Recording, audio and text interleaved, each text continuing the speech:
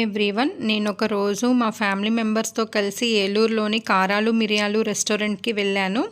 మా కిట్టు అన్నయ్య అంటే సాగర్ వాళ్ళ బావ సజెస్ట్ చేశాడు ఈ రెస్టారెంట్. అయితే ఎంట్రన్స్ అయితే ఇలాగ దగదగా మెరిసిపోతుందన్నమాట. రెస్టారెంట్ వచ్చేసి చిన్నగానే ఉంది కానీ యాంబియన్స్ అది బాగుంది అండ్ కొంచెం రష్గానే ఉంది మేము వెళ్ళే టైంకి.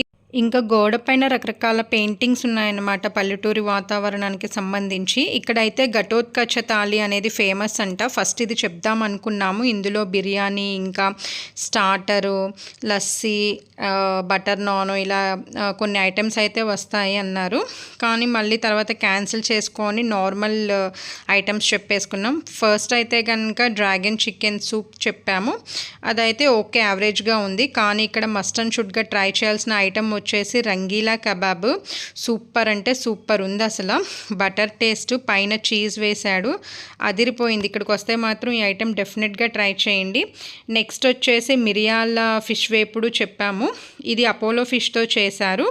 ఇది కూడా ఓకే, బాగానే ఉంది, యావరేజ్గా ఉంది, మరీ అంత తీసేసే విధంగా లేదు కానీ ఓకే. నెక్స్ట్ అయితే కనుక మేము అరిటాకు కోడి పులావ్ చెప్పామన్నమాట. ఇక్కడ చాలా ఫేమస్ అంట. అరిటాకు కోడి బిర్యానీ కూడా ఫేమస్సే. అయితే మేము పులావ్ చెప్పాము, ఎప్పుడు బిర్యానీ తినేదే కదా అని. అది లిటరల్లీ 20 to 25 minutes వెయిట్ చేశాక వచ్చింది. మామూలుగా బాగా తినే వాళ్ళకైతే కనుక ఒక బిర్యానీ సరిపోతుంది. మేము ఒక పులావను ఇంకా షిజ్వాన్ చికెన్ ఫ్రైడ్ రైస్ చెప్పాము. నాకు ఫ్రైడ్ రైస్ అంతేం నచ్చలేదు. పులావ్ టేస్ట్ అయితే నాకు చాలా బాగా నచ్చింది, మంచిగా అనిపించింది. అదేంటంటే హాఫ్ బాయిల్ రైస్ని బాయిల్ చేసి నెక్స్ట్ అరిటాకులో మళ్ళీ స్పెషల్గా కుక్ చేస్తారంట.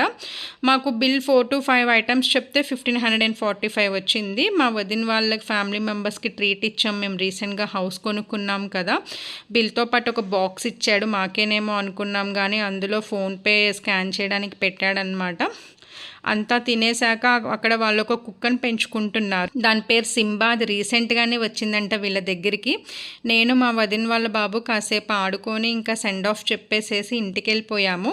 రెస్టారెంట్ అయితే ఓకే, వెళ్ళొచ్చు ఒకసారి, బాగానే ఉంది. ఏలూరులో వస్తే కనుక మీరు ట్రై చేయండి. Thank you.